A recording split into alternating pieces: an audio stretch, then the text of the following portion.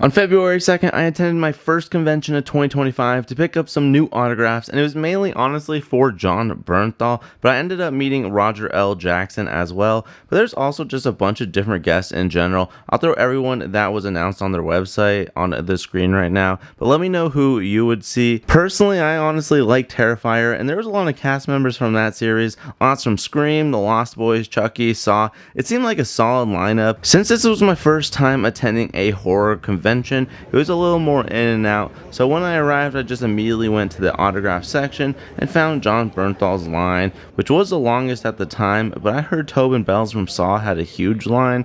I would have loved to see him, but I didn't have any items anyways, and he was also just Friday, Saturdays, so I basically had no shot either way. But it didn't take long, maybe around 20 minutes for Jon Bernthal's line, so I decided to walk around the vendor area, and there were a lot of different other showrooms with panels, photo opportunities, and there's also a lot of people in cosplay, so the theme went hard. Honestly, it was pretty fun. I could totally see myself going to a future horror convention. But while I was walking, I did end up finding a Scream Pop, which felt super overpriced, but given there's a signing opportunity and the demand at the convention, I get it. But $25 later, I decided to meet Roger L. Jackson. I've seen him on lists at a few conventions, but this felt like it was a good opportunity because his line was so short. However, he decided to go to lunch and left like 6 of us there, which I don't mind, I guess, but I feel like the security or table worker should have cut off the line instead of just having us wait a while, or at least just finish us 6 people and then cut off the line. There just should have been some interference. Either way, we waited an hour and then finally met him and left. And check out these mountains north of Ontario when I was leaving. Oh my gosh, they were still smoky. At least I think that's smoke. If it's not smoke, my bad. But let's kind of go over the items that I decided to get signed. So let's start off with the Jon Bernthal, of course. So I've had this pop in my collection for quite some time. This is my Shane Walls New York Comic Con 2016. I don't even remember, but it's in really good condition. And yeah, I was just able to get the JR autograph in a Sharpie. I didn't bring pens or anything. I was like very unprepared. I didn't have any quotes or anything, but he did write character name Shane on this, and honestly that's all I really wanted. That's pretty cool. Did end up getting it JSA authenticated. He did have his own type of certification, which is honestly pretty unique for a lot of these celebs, but I see a few of them starting to do it. But I just decided, it was $10 at his table, but I decided just to go with JSA because they were right outside anyways. It's what's mostly in my collection. It just kind of made sense. He had a lot of really cool prints, and I was thinking about getting one, but he was already pretty expensive how it was. And quotes or anything like that didn't cost any extra. I think if you just had one prepared, he was down to do it, and he was just really cool. I also got like a little quick selfie with him, or whatever that cost was, because it's Jon Bernthal was my first time meeting him. I was pretty excited, to be honest. And there's a lot of other items I would love to get signed by him in the future, but with the prices and the items I had on hand, it just made sense to go with these two. But yeah, J.R. Shane, man, I mean, it's just a clean looking pop. I love some of these old Walking Dead pops, but maybe in another Sharpie. Honestly, the Sharpie looks really good in person. It actually looks fine. It kind of stands out, actually. But I also had to do the Chase Punisher. I've had this one also in my collection for a very long time because I used to collect what I was going to say, welcome to the MCU, back in like Infinity War and Endgame times, when all of these MCU shows were going to eventually join, and I got like the Agent Carter pops, the Agent of S.H.I.E.L.D. pops. So there was just a fun time collecting because this was so my like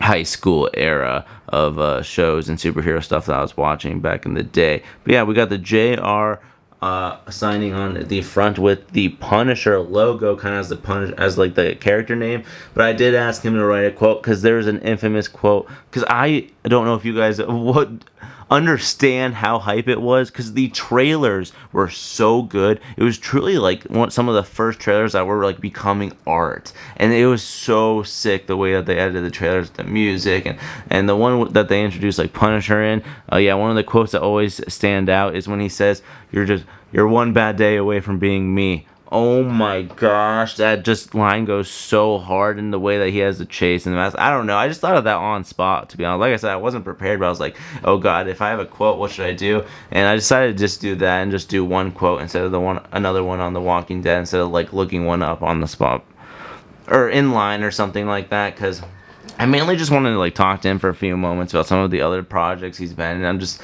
honestly, he is just, his screen presence is just so high tier, and he brings a ton to each role that he gets casted as, and love Jon Bernthal. And these are just two really epic ones to add into the autograph. You're one bad day away from being me.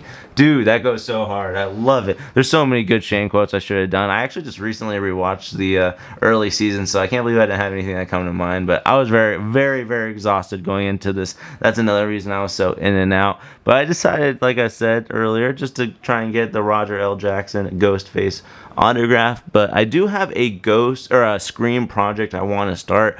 Actually, I was kind of deciding if I want to do a giant Scream poster, like a 28 by 40 poster, kind of like these giant size posters up here. But I've also really been wanting to get the 10-inch Ghostface pop, because that's a lot of room to sign. It would be really cool to get a whole bunch of different actors that have been inside the Scream movies to sign that item, because that's what everyone used to do with the OG Scream Ghostface Funko Pop.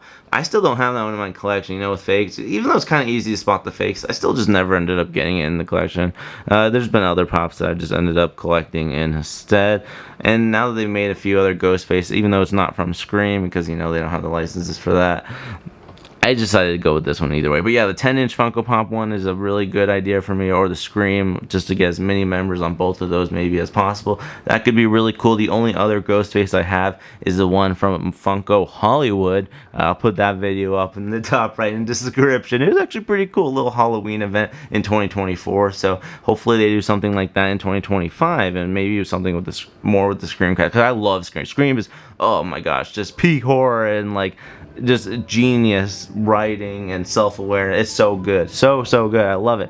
And oh, you're making popcorn. I asked if he could just do a random quote that he liked. He did actually cost money for the quote. Actually throw that up on screen, because I did in fact catch his prices specifically. Overall though, my experience with Roger L. Jackson was very positive. I mean, even though I had to wait in line for a while, it was kind of alright, because I mean, he made up for it. He was super kind. He was trying to get me to write or like come up with my own quote, but being put on the spot like that, I couldn't perform, so I just was blank, and he ended up doing the "oh, you're making popcorn." But it was kind of funny, but a little high stressy for me for a second. But similar to John, I would definitely recommend, if you get the chance to meet Roger L. Jackson, to definitely take the time to do it, because yeah, he was definitely getting older. He seems like such a kind guy, and you could take, when you were taking like a selfie with him, he would just let you come sit right next to him on the other side of the table. So seems like a really nice and chill guy. But definitely let me know what items you guys would get signed if you guys met these two, or just from any of those guests in general. But that pretty much does sum up my first convention of 2025. There's going to be a lot more coming. I'm actually already buying some tickets specifically for conventions, autographs, stuff like that. So it's going to be a really fun year, and I'm going to try and do more elite items instead of just doing like repeat names and stuff like that. But